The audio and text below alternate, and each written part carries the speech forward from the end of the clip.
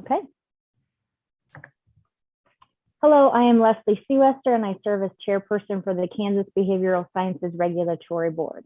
I ask the members of the board to respond to a roll call to signify their presence at this open meeting that is being conducted remotely by conference call and other electronic medium. David Anderson. Present. Donna Horner-Quayle.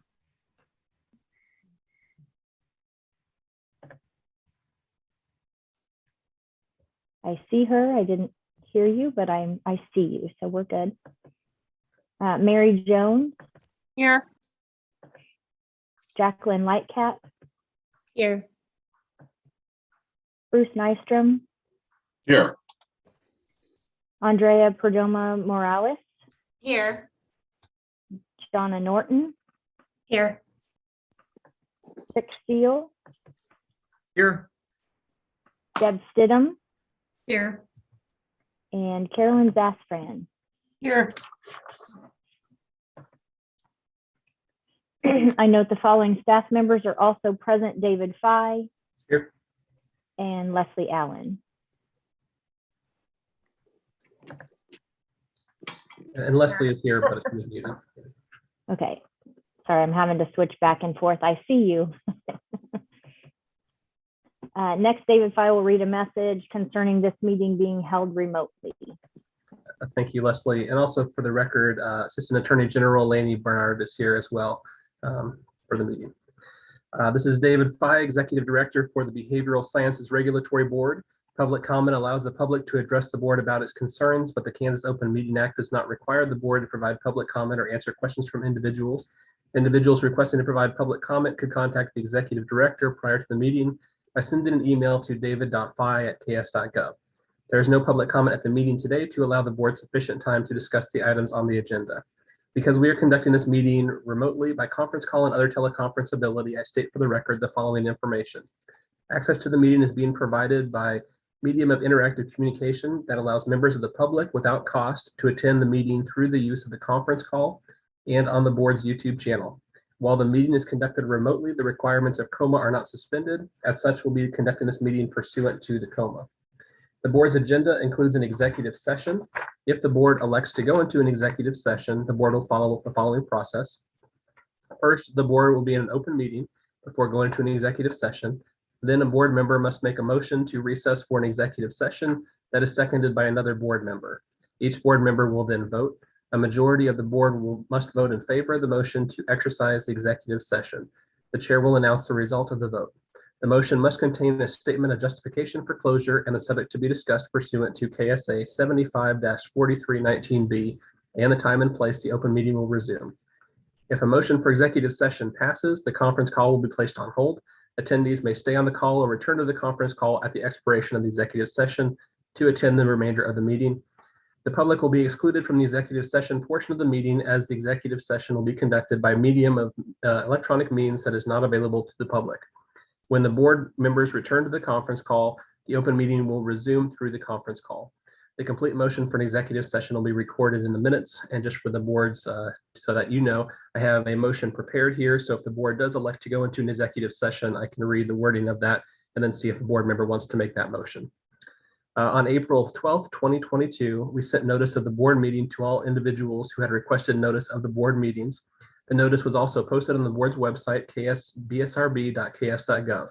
You may obtain a copy of the notice at that website. An agenda and other media material was posted on the board's website. You may also request a copy of the agenda by sending an email to david.fye@ks.gov with the subject line request for the agenda, and it will be sent to you. The notice contains information for the conference call and the YouTube channel that allows the public to attend the meeting free of charge. The notice also states that if there are any technical issues during the meeting, you may send an email to bsrb@ks.gov. A recording of the meeting will be available on the BSRB YouTube channel following the conclusion of the meeting by using the link to the meeting on the agenda. Thank you, Dave. The first thing on the agenda is approval of the agenda. So we have two things on the agenda. I'm assuming everyone is okay with that. If there's anyone opposed to that, let me know. All right. So I guess we will move forward with update on BSRB education licensing requirements, and online programs and accreditation. So David has a lot of information for us, so I'll turn it over to you. Thank you, Leslie. And yeah, I asked for this special meeting to be held for the board because there is some information that is fairly complicated, but I think it's relevant for the work of the board, and I'd like to make you all aware of some of these issues. And I think it will not only affect the current situation, but I also think that there's going to be some questions for the future, and it would be helpful for the BSRB to get some guidance from the board on how you would like us to handle those types of situations. So as I mentioned, it is complicated, so I'll go ahead and lay out some information here, and then I can take any questions from board members.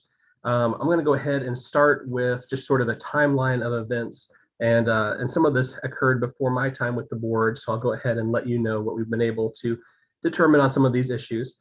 So back in 2019 and early 2020, the Fort Hays State University was seeking to do an online Masters of Social Work program. And they met with the BSRB over Zoom, and I think there were some phone calls, and there was also some messages back and forth indicating that Fort Hays State was interested in starting this online Masters of Social Work program. During that time, they met with the former executive director and also the assistant director and provided information about this program. Fort Hays State University did start their online program and began the process of seeking accreditation through the National Accrediting Body for Social Work, that is the Council for Social Work Educators, or CSWE. The accreditation process takes about 3 years or 3.5 years to complete. The first step is for the program to submit certain materials to CSWE to seek candidacy. CSWE does allow a process called candidacy for schools that are seeking accreditation and have been accepted into that process. And as I understand it, if a school is accepted into candidacy and then later becomes accredited, CSWE will later say that the program became accredited back to the date that the program entered candidacy. So for example, should a program have entered candidacy back in, let's say, 2016, and then 3 years later they reach accreditation, CSWE would say that that program was accredited back to 2016 because that's when they started their candidacy. Based on conversations that I have received from representatives of Fort Hays State University, but they believe they had assurances from representatives of the BSRB that their students would be able to be licensed while their program was in candidacy for accreditation. I did not provide those types of assurances. I've researched our emails and any correspondence, like letters to Fort Hays State, to find any record that any assurances were made from the BSRB to Fort Hays State, saying that their students would be able to be considered for licensure prior to the program being accredited. And I have seen no records indicating these types of assurances to the Fort Hays State representatives. I've also asked them if they could look for similar documentation to have any record from us that they were provided that assurance, and they have not provided any types of records to show that that they were provided any assurance to that fact. It's my impression. I also did receive a message, a phone call, and an email from the former executive director of the BSRB to this issue. And he volunteered that he does not recall any type of assurance like that he would have made to them. And he stated that if he thinks he would have received a question like that he would have brought it to the advisory committee and the board for direction. So since he was retired, I didn't feel it was appropriate to reach out to him, but he reached out to me of his own volition and just volunteered that information. So I wanted to share it with you as well. It's my general impression that there was confusion on the part of the Fort Hays State University representatives, and I believe that they were under the impression that they had received that assurance from the BSRB, but I have no record of that I can produce or verify. When students began to get through this Masters of Online program, they began to apply to the BSRB for licensure. And as one of our processes, when we do receive an application for licensure from an individual, we consult the relevant statutes and regulations which outline the process that we have to follow when reviewing candidates for licensure. And for the social work profession, what we do is we look at KAR 102-2-6 program approval. And for the social work profession, what that regulation says is under 102-2-6 or 102-2-6B, It says to be recognized and approved by the board, an undergraduate or graduate social work program shall be accredited by the Council of Social Work Education, CSWE, or shall be in substantial compliance with the following standards. And there are about 10 different standards that program has to meet if it's not accredited by CSWE. The most relevant standard that they would have to meet under this list of standards in the regulation is number 10, and that requires that no less than 50% of the required program coursework shall be completed in residence at one institution, and the field education program shall be completed in the same institution. And for the social work profession, the definition of in residence states that when it's used to describe a student, it means the student is present at the physical location of the institution for the purpose of completing coursework during which the student and one or more core faculty members are in face-to-face contact. So to summarize, essentially, when we had students that were applying for licensure, our licensing specialist looked first to see if this program was accredited by CSWE. CSWE has a website which lists all of the accredited programs. And so what occurred was when the initial applicants came to our office, they checked that website and actually saw that the Fort Hays State program was on the accreditation website, and they believed that they were an accredited program and began to allow those students to sit for the licensing exam.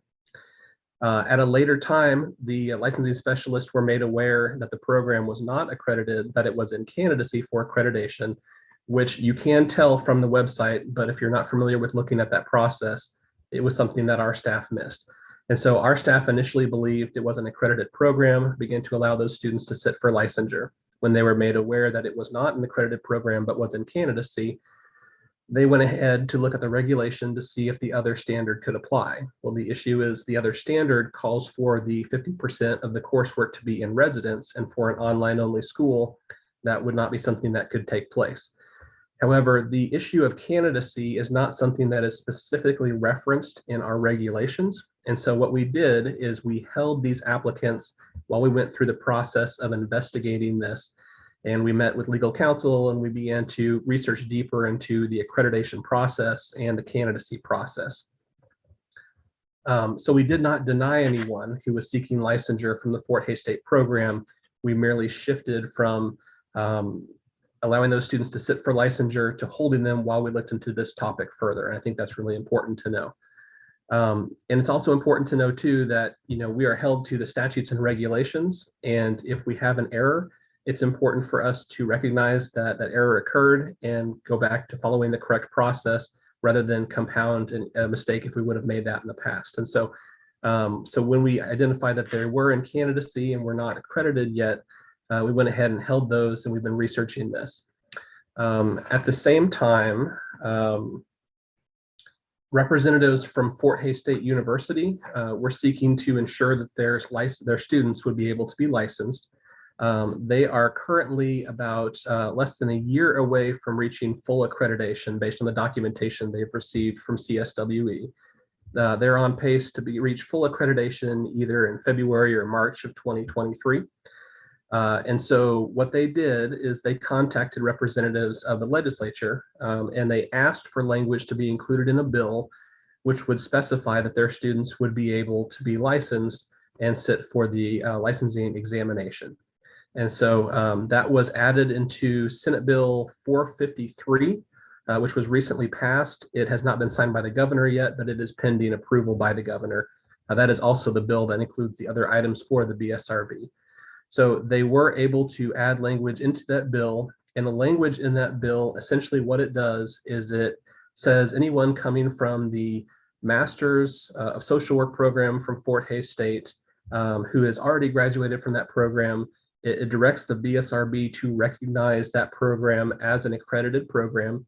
And it also directs us to recognize it as an accredited program going forward through the end of fiscal year 2023, which would be through the end of essentially June 30th of calendar year 2023. So the thought is that the program would be accredited by that point, and so they wouldn't need this provision in statute any longer. At the time, we were asked for the board's position on this topic, and I indicated that we were researching this topic and that the board was going to be discussing this issue in more detail at the next full board meeting, which would be May 9th, 2022. So I said that the board, does not have an official position on this because the board has not discussed this topic yet. But the legislature went ahead and put it into the bill, and it was passed by both chambers. So that is pending for the governor. So that's where that is right now with the Fort Hays State program. Should that bill pass, which I think is likely based on the margins that it passed both the House and the Senate, if the governor signs it into law, the next step in the process will be for the implementation date is upon publication in the Kansas Register. So the Kansas Register is a weekly publication by the Secretary of State's office. And so essentially what would happen is the language would be put into that publication. And once it's published in that, then we would be able to go ahead and start following the provisions that are in the bill. And we would be directed to do that. We would not have a choice. We would have to follow that. So we are currently holding those applicants pending passage of that bill and implementation of the provisions in that bill. On a similar topic, there is another program that has just been accepted into candidacy with CSWE. It is also an online Masters of Social Work program, and they are planning to begin enrolling students in the fall. And they are seeking similar language from the legislature that would direct their school to also be deemed as an accredited school for the purposes of licensure. The legislature has contacted us seeking the board's input on a provision like that. And so I indicated that the board would be meeting in May, and I was not sure that the board would be able to meet prior to that. But when we had the applicant hearing that was continued, that was originally scheduled for this date, it provided a good window of time for the board to be made aware of these items and these issues. There are additional individuals who would like to speak on this topic at the next full board meeting, but I thought it was important to go ahead and bring this to you now. As I mentioned, the legislature is on a 3-week break currently, but they are planning to return, and I think it is likely that they could consider action on something like this. So I wanted to bring it to you before the legislature returned. I think there are a few different options for the board if you did want to make any kind of a choice or take any type of action in this. Can I interrupt you, Dave? Can Sure. we get some comments before that, or would you all like to know what the options are first? Because I don't know if anyone has any questions from all that you just gave us. Sure. So the other program, Dave, is from what university? That is from St. Mary's, and they've been in contact with us that they're interested in starting a program, but they initially had concerns given the in-residence requirement. And so they've been in contact with us that they're seeking to start a program, and they have indicated they would like to begin this program in the fall, and they are seeking similar language from the legislature. So. And what I understand, they did that, David Anderson, as a result of the Fort Hays State situation. So they saw that move through, and now we're getting other universities that are seeing this happen, and they went ahead and moved forward with their application for candidacy. So it's a kind of a push, I guess, is the way I look at it. Go ahead, Rick. So my question, just to make sure I understand kind of how this is going, my program is up for reaccreditation next year.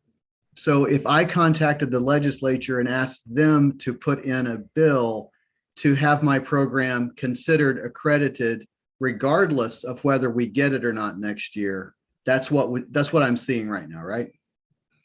I think that is the scenario that happened with the Fort Hays State program. Okay. Yeah, sure. So in the legislature's experience with mental health provision, they're making a decision that something is accredited when it's not accredited. Do I understand that correctly? Yes, Yeah. that was. Thank you. That was the language. Yeah. This is a and we were fantastic strongly, decade. Isn't this a great decade? yes, and I'm pretty fired up. I just want to say that I'm trying really hard to be appropriate, but we were strongly encouraged to make this happen, and so Dave Fye has done an excellent job in managing that for us. They did ask us about the language, and I think that was a good thing, because then we can at least have some sort of input into what got pushed forward and pushed through. So Dave, kudos to you for getting that done as well. But I want to be clear that we were very strongly recommended to push that through. And we could not say from a board standpoint that we supported that, but we did, at least Dave did a really good job of making it very clear that we can't support that based on our regulation. So at least we were able to have some input, just so you all know that. Any other? It does seem clear, right, though, from previous experience with the bills we've put forward, that the legislature can strip out of those or add to those, whatever it is they want. So I mean, that's happened before, right? Yeah, the legislature has authority in terms of changing the law, in terms of passing bills, and that affects the statutes. And we have authority, to do a lot of work with the regulations in terms of fleshing out the details of a lot of those things. But we don't have the authority to change the statutes that provide the overall framework. And if the legislature does choose to put something in there, it's kind of outside of our control. It's a legislative responsibility. And I think my concern is how quickly that it happened, and there's those unintended consequences. And we as a board are, faced with protecting the public, and it makes it more difficult when these things move so quickly. So I think that's why I'm fired up. So anyway. Yeah, unfortunately, this isn't our first rodeo about very fast legislation that has unintended consequences that we get to figure out how to deal with. And I'm sure I don't need to say, but I will anyway, all state departments get to have that experience. So, but I don't know, it feels a lot different when you're sitting on the board, and we work so hard to try to maintain that balance. I'm going to take a little different position. So I've made no qualms about my value system sitting on this board is to find ways to have more people licensed. Not to throw the baby out with the bathwater, but we have built a system that has a lot of rules and a lot, it was intentionally restrictive to keep people out, frankly. And I get it. I understand all the reasons why, and I'm not saying it's all or nothing. What I'm saying is when we have the opportunity to make things a tad easier without sacrificing the world, I think they're feeling that duty. And think about, those of us that work for providers, you guys, they're hearing it constantly. These legislators are hearing it every meeting they go to. There's nobody to work. There's nobody to work. So they feel it is their duty to create things to be somewhat easier when possible.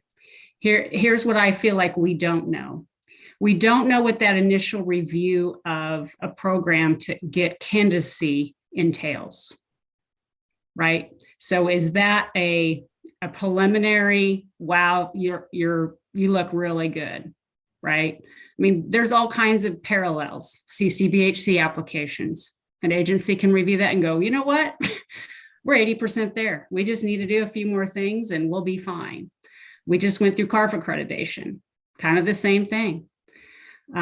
So I guess, I don't know much about St. Mary's. Obviously, Fort Hays has been around, our circle for a while. And so I don't know what candidacy means. I don't know if that means that you're pretty good to go. Let's just work on the details. I feel better about that. Again, I don't know that I'm making a couple of assumptions than just a carte blanche. Well, you're working on accreditation, so it's fine. This isn't a new school. And it's not some of the ones that we get to deal with that, we don't think are of quality. So there's my 2 cents, and I'll let others talk. Can I piggyback off of that, Deb? I appreciate those comments and I get it. I would be so much more comfortable if the legislation had said, we recognize that they are not accredited.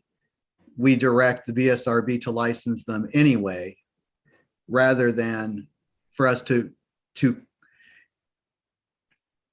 pretend that they are accredited based on, because that's what we're being told to do, which it seems fundamentally wrong, right? So I hear what you're saying, and I don't disagree with that.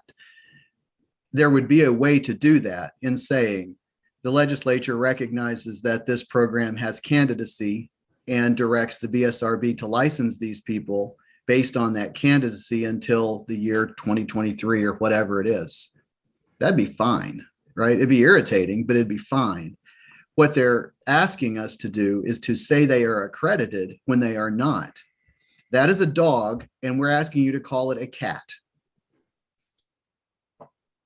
And my concern is, I don't know if anyone has ever been refused candidacy or refused accreditation. I'm assuming that's happened. So then we have the what if, what if that happens? Then where are we as a board in making that decision? So there's so many things to consider. And I agree with Deb, we are short-staffed out in our state, and we do need to slow down on some of the, the tight grip that we have on certain programs. And I agree with all of that. I think there's a way to go about it. And I'm disappointed in the fact that we've had to go about it in this direction. And so now as a board, we're faced with what do we do next? And so I think, unless somebody else has other comments, I do. Dave, go ahead.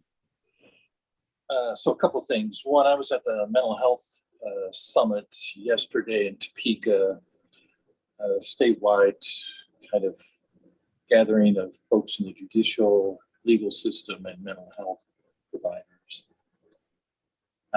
And our licensing system was called out as being, prohibitively difficult. And because Fort Hays is right in my backyard, I got a number of calls about this issue. And what really strikes me, though, and I don't disagree with anything anyone has said, but it's really that in-person criteria. Because we have a system by which we can look at universities that are not accredited to see if they match up substantially. We can do that. The in-person criteria is what trips most of these places up that are going online. And frankly, that may be kind of part of our responsibility, because these programs have been coming up. We know they're out there. I'm not sure we've fully addressed that issue. I know my own advisory committee has talked about it several times and struggled because in our particular programs, we have some very specific things that are really hard to do online, like testing.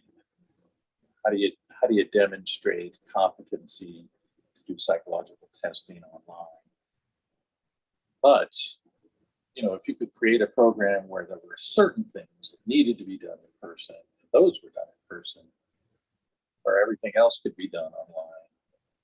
So I wonder if one of the solutions for us is to really look at the in-person criteria, the amount of time that really needs to be done for each of our specific professions to kind of help these programs.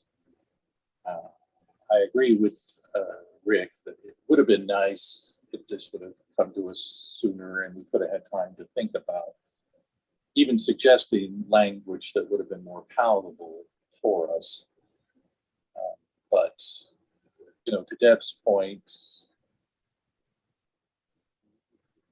this is really a crisis of care. We do not have the ability to care for people who need that. And I certainly know our principal role here is to protect the public, but we're not really protecting the public if we're keeping people who are adequately trained from getting licensed and doing it.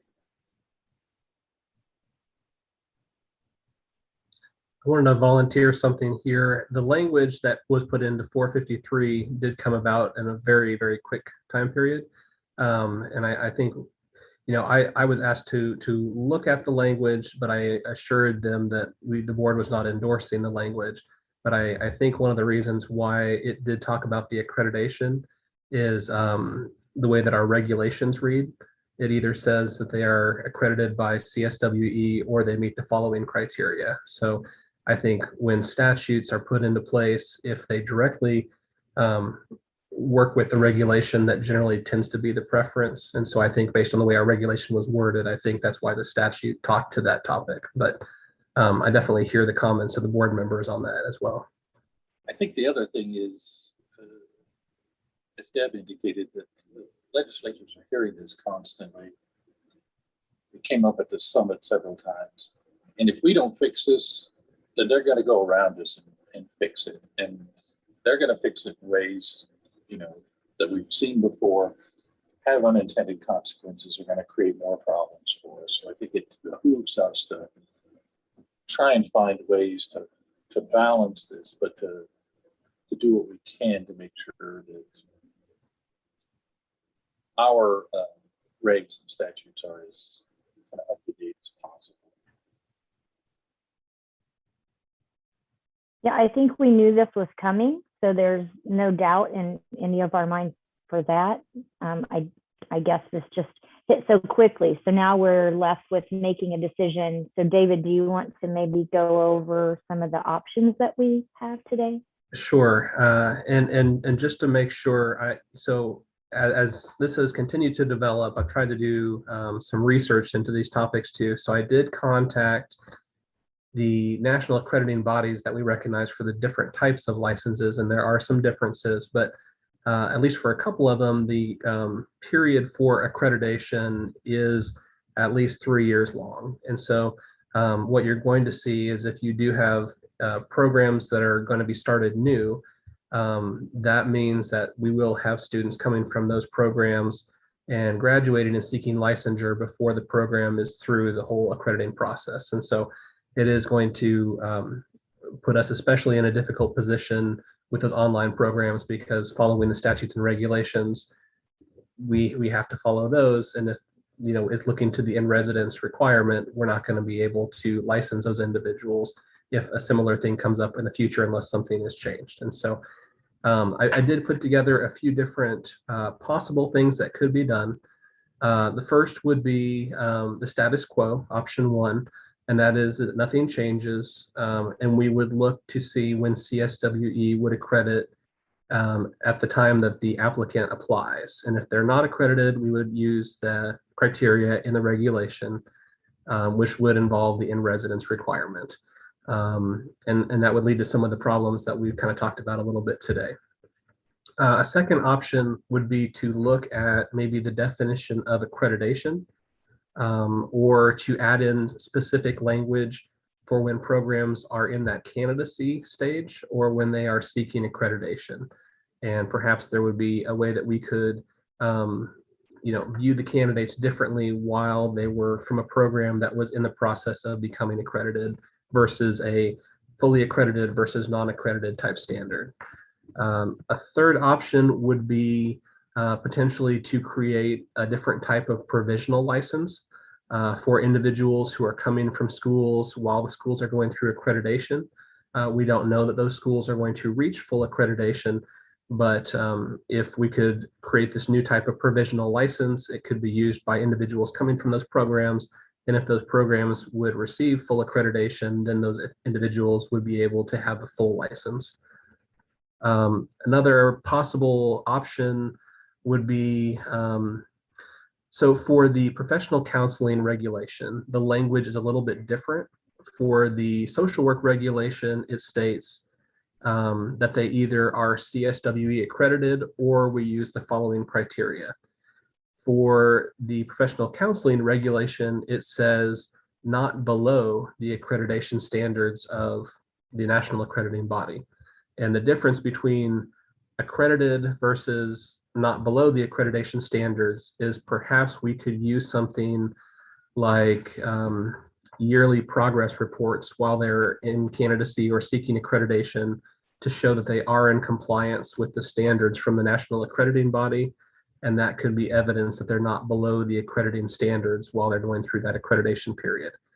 Or there could be other options that I haven't considered, but I think the main issue right now is the statutes and regulations for the Bsrb don't speak to the candidacy process and how we should specifically view those students while their programs are sort of in the in-between stage. The other item is that this kind of goes a little beyond the social work aspect. Right now, we have this issue specifically about the Fort Hays State program and the St. Mary's program, but there's going to be other programs that are going to be coming along, and they're going to be in a similar situation, and not just in the social work profession. I did reach out to individuals, representatives from CACREP, which is the National Accrediting Body for Professional Counseling. I talked to the APA about psychology programs, and I talked to the National Accrediting Body for Marriage and Family Therapy as well. And it sounds like the other programs don't really, the terminology is different. And so having a bright line rule for candidacy may not be helpful for those other programs, but I think we're going to see similar issues based on that in-residence requirement for the other programs. So just wanted to outline kind of, we've had some discussions here in the office to try to offer up some possible solutions.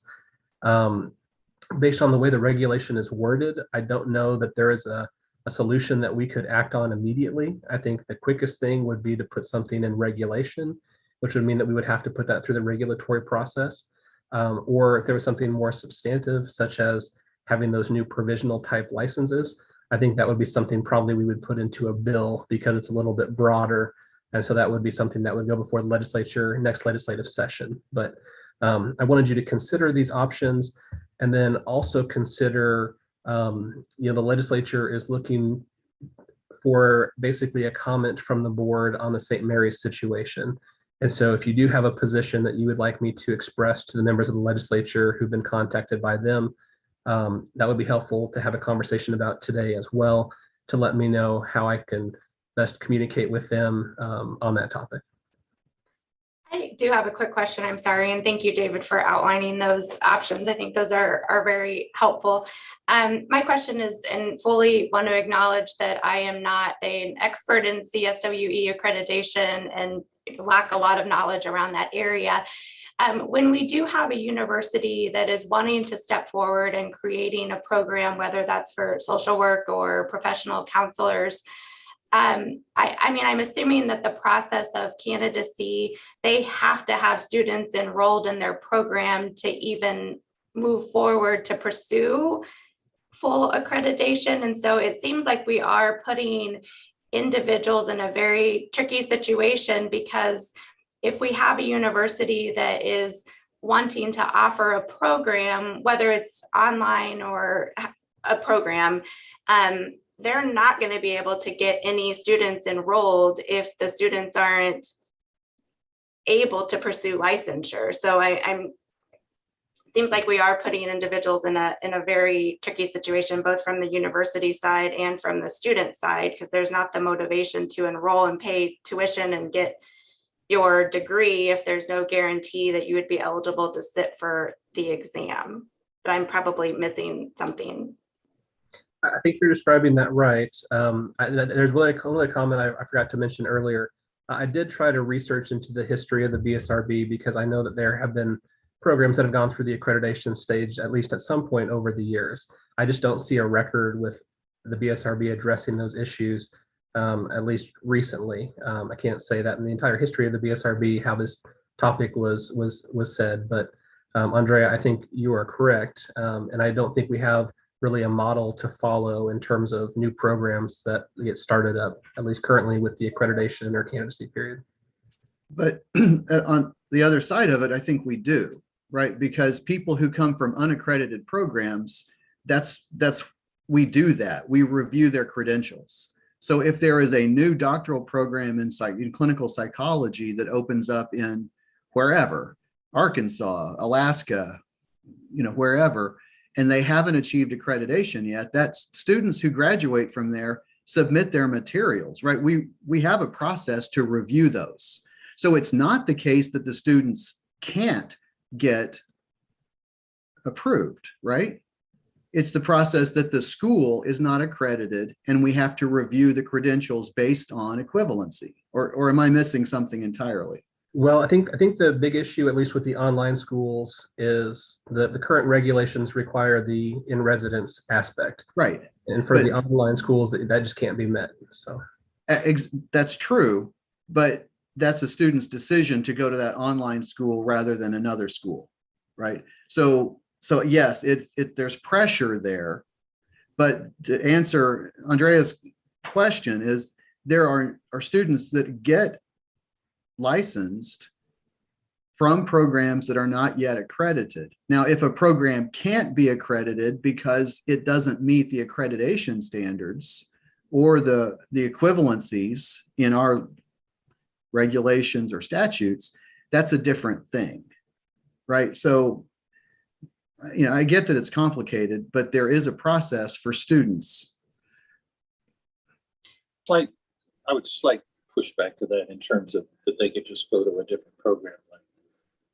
So people who live in the area of the state where I live, there aren't a lot of programs available to them. But I do like the idea of some kind of a different provisional license that kind of acknowledges that status. And I guess to Rick's point, kind of puts students on notice that, if this program ends up not getting accredited, then you're not going to get licensed, and that is a risk. Perfect, David. Yeah. I agree with that. If there's a way to note that this person was accredited or was licensed through some other process than the regulatory process that we have in place, I think that protects the public. And if those are good providers, fantastic, and we have more providers. And if the school does get accredited, fantastic, everybody wins. But until that happens, I think if we just give them the same license that people from accredited programs get, we are not protecting the public, in my view. And in terms of the St. Mary's program, I guess my response to that is there's a difference between an existing program that is most of the way through a credentialing program and a hypothetical program that they're talking about creating. And I don't see them as being equivalent at all.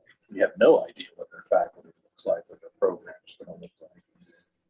So I would be much less comfortable just creating the same kind of a situation for them as we are for a program that should in a few months be fully accredited. And then by putting something like this provisional licensing in place, it keeps us from having to make choices individually about each of these programs as they pop up. And David, I think we could all agree to that. I think the other side of that is we're being strongly encouraged to move this forward. And so now we've got two programs, Fort Hays and St. Mary's, who are seeking the same, approval. And so we are required to license, if I'm not incorrect, David Fye, we're required to license those individuals coming out of, or allow them to take the test, I guess, to sit for the exam, and then provide them a license from at least for now, Fort Hays, and then potentially St. Mary's. With the language right now in 453, if the governor signs that bill and then it is published, then we would be required to allow those individuals who'd met the other requirements, we're required to allow them to sit for the licensing exam. And I think the St. Mary's program are seeking similar language for individuals who would ultimately graduate from their program. And again, my concern is who's next. Yeah, I had Sorry. a couple of questions and comments. Just so thank you for that clarification, because I was just wanting to make sure at this point it's just the Fort Hays program, but you're also saying that the St. Mary's program is putting forth. So then it just becomes this sort of one-off each time. And I would assume then those programs wouldn't be able to do anything once the session is over, and that would bring it to the next year. As the conversation's going on, I certainly am like Deb's, understanding the provider side of things, and also, we have a process to protect people. So I'm sort of weighing these things out as I'm listening to the conversation. I really like the idea of a provisional license that gives the opportunity to recognize the process that someone's going through, and also recognizes that it hasn't fully met the requirements yet. And if such thing happened where the university wasn't able to obtain their accreditation, then we have some opportunity to to move in a different direction rather than a full license. I've had multiple conversations with people around, to Dave's point, what feels like a Kansas restrictive process in terms of obtaining licensure. I do continue to hear this. So I do think it is in our interest to look at reciprocity, things in our language that prohibits people from getting licensed or makes it more difficult. I'm wondering if we could then look at the regulatory language around this and then the in residence. And I'm wondering if anyone has looked at or is aware of the national accrediting body standards that are for the online programs, so that could be a matter we discuss at a future board meeting to look at that language again. Because certainly we all know the wave of the future is online programs, and we will need to respond to that. And I'm just wondering if anyone's seen what those standards and practices look like. I have not, Mary. I think that's a good question. So to me, it would be interesting to see what the standards are for the residency portion. I have no idea how you would do that all online, but I'm sure there's some standards with that. But I want to make a couple comments. If the 453 does pass, I don't believe that we have any option but to go ahead and to approve. And Fort Hays and potentially St. Mary's. I have been involved in the CSWE process. They're very, very thorough. And, if the programs do not meet, they always are given an opportunity to improve, in a certain amount of time to make corrections. But they're very, very thorough. It's not an easy process when they come to visit your university. You really have to have your ducks in order. And so I really believe in CSWE. I think they do a great job in accrediting programs. And then lastly, I really do like the provisional option. And that makes sense to me. And then if we could maybe include language on that, that would be good. And I think you're right. Online we are in that movement. And we've seen that this last couple of years. We're being forced to move that direction. I'd rather everything be face to face, but a lot of people just can't do that. I would wonder, Mary, with your idea of looking at the national standards, might there be an opportunity for us to connect with the CSWE as well and kind of review what are the trends that we see on the horizon, and asking for their input on the online versus in person, what that ratio would look like as we look at the future, and that way we could have their input as well, since many of our regulations do rely on what their credentialing standards and other standards are. So I don't even know if that's possible. I'm just throwing that out there because it would seem like we would want to be in line or aware of what they have on their horizon as well to inform our decisions. Perhaps even ASWB, Well, information.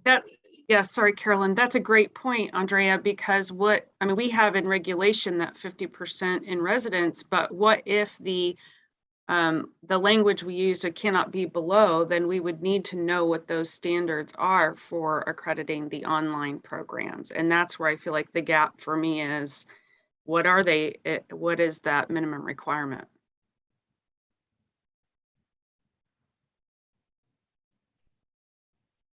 I can't speak to the other professions in clinical psychology.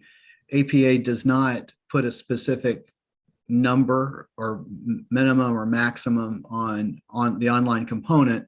But if you offer any online component, you have to include language in the accreditation self-study that documents how you assess and ensure quality in that. And then it's up to the commission. We don't offer, apart from, the last 2 years, whatever this has been, apart from that, we don't do any online in our doctoral program. But I know, and I have sat on accreditation on self or site visitor panels where other programs do. But there's not at least in clinical, there's not a number. So that won't say, cannot be more than 25%. It just, if you have online components, it's the program's job to convince the commission that it's quality and that you do all the things that you would need to do. But that's just the one. I don't know what the others do.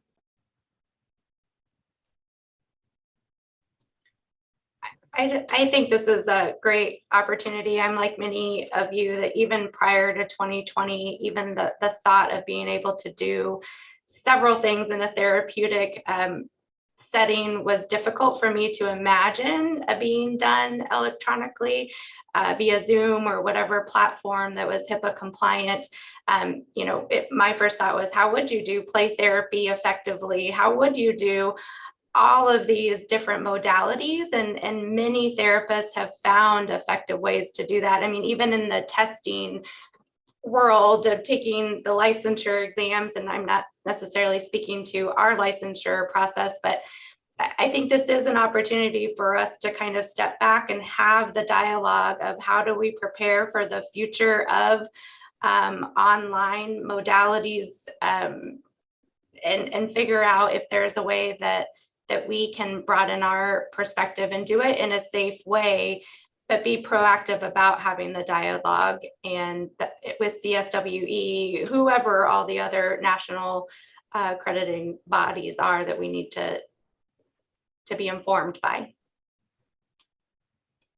wondering if those other accrediting bodies also have what they call this candidacy status, or if it's, CARF doesn't. You just tell them you want to be accredited and they set a date and it's in the future, and it's pretty black and white. So Deb, that is one of the questions I did ask when I called up a bunch of different accrediting bodies. Sounds like some of them used to have a process that was officially called candidacy. I think it might have been the marriage and family therapy. I think they said they had it back in the 1990s, but they went away from that process. And I think another one said they had formally done that, but they no longer do candidacy. So they do an accreditation period. But the only one that I heard of that uses the candidacy specifically is the CSWE. But I'm sure there are differences, and I'm sure there are certain checkpoints in the accrediting process. But the only one that I heard of using candidacy specifically was the social work profession. Yeah, and I'm sure Fort Hays made a very compelling argument to the legislature because of that component, right? I think the whole argument sounds a lot different without that. And I think that's something we need to be kind of crystal clear about. I'm not comfortable. I'm not going to disagree with the provisional piece, but I get way less comfortable than I am with the Fort Hays situation. If we're just going to say, oh, well, anybody who's made an application thinking about it, where does this go?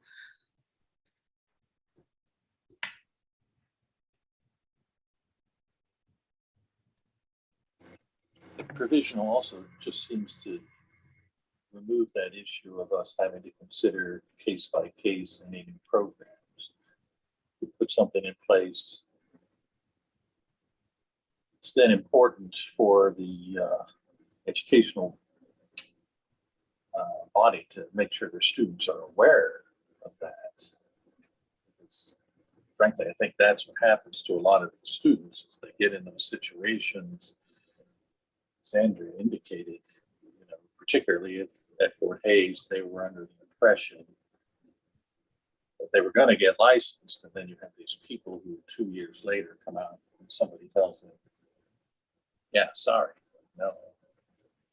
So I think a provisional keeps us from having to go back and deal with each of these new programs as they might pop up, gives us a solution. And it should put, because the St. Mary's hasn't started, so we have time, and that would take care of that. Just say to the legislature, yeah, there's a way for this to happen for any of these programs that aren't currently have a formal credentialing, but there is a risk. Well, I don't want to go backwards, but, my thinking is, when we have regulations, like we're talking about the 50% in person and all that, of course, that needs to change as we go through, our changes in our world.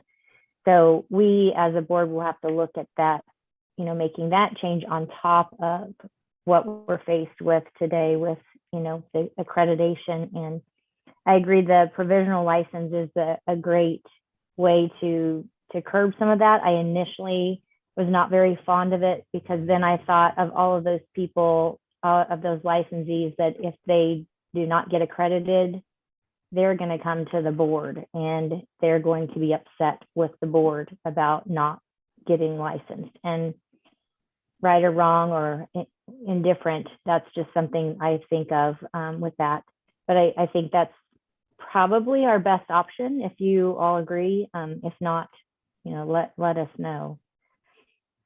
But David Fye, I think that's what we would be comfortable with, I guess, if we were approached. Is that what I'm hearing? If when the legislators ask David what the board's position is, do we want to say that we think a provisional license would be a decent option for this? Anyone? Well, I want to go back to the point Deb was making. It's the language of candidacy and a status that makes this feel more comfortable. If we have something we can do, it is more dangerous. And I think that should be part of the feedback. And that would then take that responsibility to those accrediting bodies to have a candidacy track or something that they're working towards. But other than that, I think that it does feel very risky.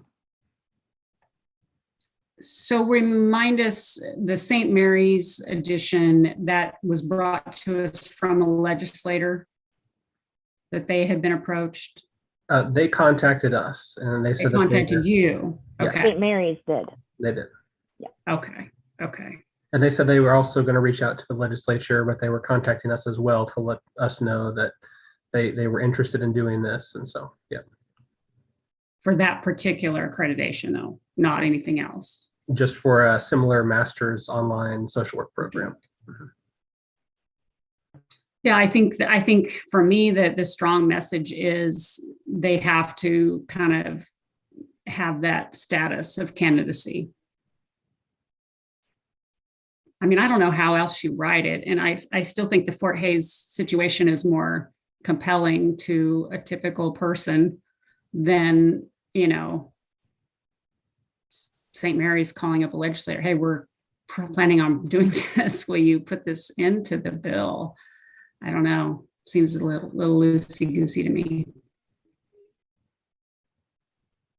I would agree that coming up with whatever the language is of where that university has to be in their process, whether that's the word candidacy or, but defining that, and then individuals could potentially be approved for a provisional license. Okay, so what it sounds like I'm hearing from the board is when I talk to the members of the legislature, I'll let them know that the board is not supportive of language being added for the St. Mary's program. And I will talk about some of the comments that the board members made today in terms of, that program just starting and not wanting to have a situation to where program after program will be asking for similar language. But that as a public protection agency, we need to ensure that the individuals who are licensed are appropriately prepared and trained and educated to provide those services. So we are recognizing that the in-residence item is an issue, so the board will be looking at that, but also that there's going to be schools that have students that are going to be graduating from programs while they're in candidacy. And so I can, if it's the right understanding that I have, I can say that we will be requesting a bill next legislative session to create a process to have these new types of provisional licenses for the graduates from these programs while their schools are in candidacy, so that we do have some verification that they are in the process of getting accredited. But that way we ensure public protection by not licensing individuals that aren't properly trained and educated, but that we also are allowing individuals to become part of the workforce and provide services since they are meeting some of these checkpoints. Is that fairly accurate with the board's position? Is there anything else you'd like me to convey to them? That would include making adjustments or changing that 50% in person as well. Is that correct? We would also be looking at that. From what I heard, it sounds like the board is looking at that as well. So they're looking at the in-residence requirement for the regular applicants for licensure, but also sort of separately, they would like us to present a bill request next legislative session for provisional licenses for individuals while their programs are going through that accreditation or that candidacy process. Thank you. Any other comments? Well, so Question. because that actually is then a point of clarification. The way it's written right now, it is only that will be directed to allow them to sit for an exam, but it doesn't dictate what happens after that. So it says that there's not, yeah, and I can. Because we'd be talking about a lag then, or a gap of potentially 7 months before we could get something, maybe 7 months to 9 months, where we would be coming back in with the provisional license bill. Right. And so for the Fort Hays State students, what it essentially says is it would accept a master's degree from the Fort Hays State University in social work as an accredited college or university for the purposes of issuing a license of Masters of Social Work for an applicant under subsection B, which talks about being able to sit for the licensing exam. And it says it will not impose any additional or alternative requirements to accreditation upon an applicant with such degree based on the program's pending candidacy for accreditation. It says it's retroactive for past graduates of that online master's program, and that the provisions shall expire on July 1st of 2023. So for the Fort Hays State students, if that bill is signed by the governor and published, essentially it is kind of a resolved issue for the Fort Hays State students. They would still need to sit for the licensing exam and pass that, but in terms of the program level requirements, those would be satisfied. And so we would issue license pending a passing exam, a regular license, because we don't have options, is what I understood from what you said. And Yeah. then do we have a sense of, since it's retroactive, I know you were giving some information in the beginning, but do we have a sense of what that looks like? So the students that initially applied, we were under the impression that they had an accredited program. So those ones that already were able to sit. It's just this recent group that has come through that we have recognized that it was candidacy, not accreditation. So we've held those. So it would be that group that we are currently holding. What number are we looking at, David? I don't think I've ever asked you that. Coming out of Fort Hays, is it a significant number? What? And I wonder, Leslie Allen, do you have a rough estimate on the number? I don't have a rough estimate on the total number. I could get it, but I know we currently have like 13 applications that are holding. Thank you. And I think, you know, we're not quite to the end of this semester, so I think we have some who have applied before, but coming up in May, we expect to get some more. So, Of course.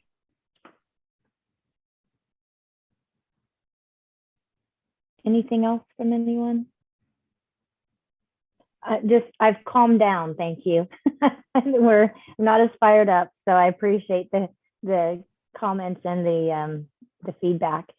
I don't see that we need to go to executive session. Is anyone feeling like they need to talk to Lainey or have any further information?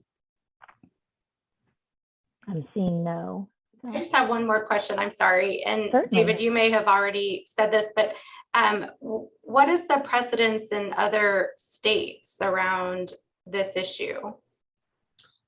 so I did try to reach out to some other states to see if they have experienced this in the past. I think one of the issues that is a little unique to Kansas, and I definitely don't have contacts in every state, but in the states that I talked to, they don't have a similar in-residence requirement.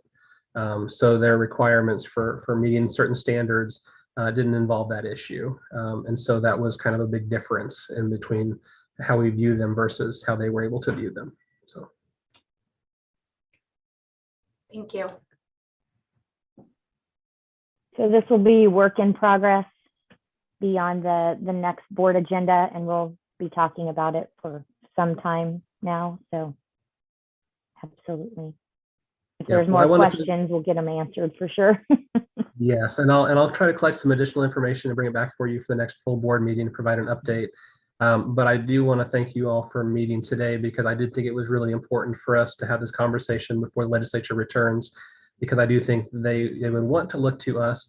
You know, we don't have control over the legislature and the decisions that they make, but I think they do reach out to us sometimes and try to get a position from the board.